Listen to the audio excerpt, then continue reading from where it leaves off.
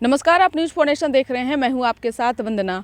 होली के ब्रेक के बाद एक बार फिर से कल यानी सोमवार से सत्र का शुरुआत होने जा रहा है। बता दें, विपक्ष द्वारा तमिलनाडु के मुद्दे पर बवाल काटा गया तो एक बार फिर से कहीं ना कहीं भ्रष्टाचार के मुद्दे जो है सदन में गूंजेगा, क्योंकि जिस तरह से सीबीआई और ईडी के द्वारा खुलासा हुआ है जांच के दौरान कि लगभग 600 करोड़ की अब तक जो है वह हाथ लगी है सीबीआई और ईडी को, तो कहीं ना कहीं अब भ्रष्टाचार के मुद्दे पर एक बार फिर से विपक्ष जो है सरकार को घेरने का काम करेगा। जाहिर सी बात है कि डिप्टी सीएम तेजस्वी यादव पर सीबीआई का समन हो गया है। ऐसे में पूछताछ जो है सीबीआई के द्वारा किया जाएगा। लेकिन कल जिस तरह से सत्र की शुरुआत हो रही है तो क्या तेजस्वी यादव और सीएम नीतीश कुमार जो है इन सब चीज़ों का जवाब दे पाएंगे। लेकिन जिस तरह से लगातार सदन के अंदर या फिर बाहर विपक्ष के द्वारा तमिलनाडु के मुद्दे पर बवाल काटा गया, भ्रष्टाचार और लॉ एंड ऑर्डर को लेकर के सवाल उठाया गया, तो एक बार फिर से नीतीश सरकार पर जो है कहीं ना कहीं सवालिया खड़ा हो रहा है। क्योंकि जिस तरह से विपक्ष के द्वारा जब सदन में यह सवाल किया जाएगा तो क्या सरकार यह जवाब को दे पाएगी या फिर पुनः नीतीश कुमार हों या फिर डिप्टी सीएम तेजस्वी यादव हों, इन सब चीज़ों को लेकर के जो है कहीं ना कहीं राजनीति प्रेरित और वहीं इन सब मुद्दों को जो है ठंडे बस्ते में डाल देंगे, यह तो समय तय करेगा। लेकिन जिस तरह से लगातार सीबीआई और ईडी का छापेमारी जारी है, ऐसे में बीते सोमवार को राबड़ी देवी से यानी पूर्व मुख्यमंत्री राबड़ी देवी से लगभग 5 घंटे सीबीआई के द्वारा जो पूछताछ हुई, तो कहीं ना कहीं उस दिन भी राबड़ी देवी जो थी वह काफ़ी गुस्से में थी। उन्होंने साफ तौर से कहा कि यह हमारे साथ होते रहता है।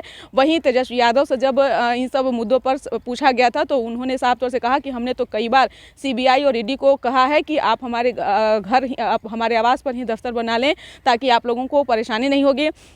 वहीं तेजस्वी यादव ने सीबीआई और ईडी से भी सवाल किया है, कहा है कि पिछले दफ़े जब आप 2017 में भी इस तरह से छापेमारी किए थे उस दौरान आपने दावा किया था कि इससे भी अधिक जो है संपत्ति आपके हाथ लगी है, तो अब तक उसको उजागर आपने क्यों नहीं किया। फिर इस बार जो सीबीआई और ईडी को हाथ लगी है तो कहीं ना कहीं एक बार फिर से विपक्ष के नज़रों पर जो है वह तेजस्वी यादव हो या फिर महागठबंधन की सरकार हो वह आ गया है। ऐसे में सवाल तो जो जाहिर सी बात है कि सदन में उठाया जाएगा ही, लेकिन जो बवाल विपक्ष के द्वारा काटा गया था इस पर जो है बिहार विधानसभा के स्पीकर ने भी संसदीय बोर्ड को कहा था कि आप लोग इस पर संज्ञान लें, आप लोग इसकी जो है इसकी देखरेख करें।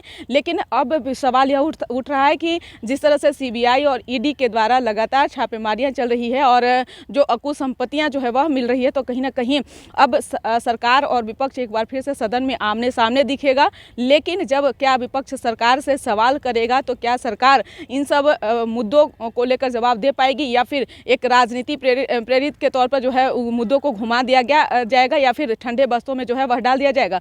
सवाल यह भी है विपक्ष के द्वारा कि आखिरकार लगातार सीबीआई और ईडी की नज़रें जब लालू परिवार पर रहती है तो ये लोग में बौखलाहट देखने को मिलती है और साफ तौर से आरोप लगाया जाता है कि प्राइवेट एजेंसियों के तौर पर जो है सीबीआई और ईडी काम करता है।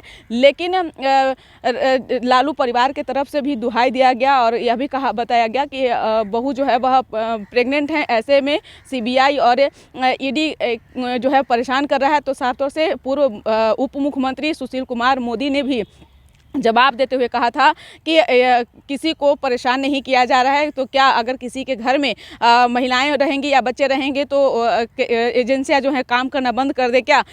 सवालों का जवाब क्यों नहीं दिया जा रहा है कि आखिरकार इतने उम्र में इतनी सारी संपत्तियां कहां से लालू परिवार इकट्ठा किया है। इस पर बस इतना ही। बने रहिए न्यूज फोनेशन के साथ। तब तक कि हमारे चैनल को सब्सक्राइब नहीं किया तो कर लीजिए। धन्यवाद।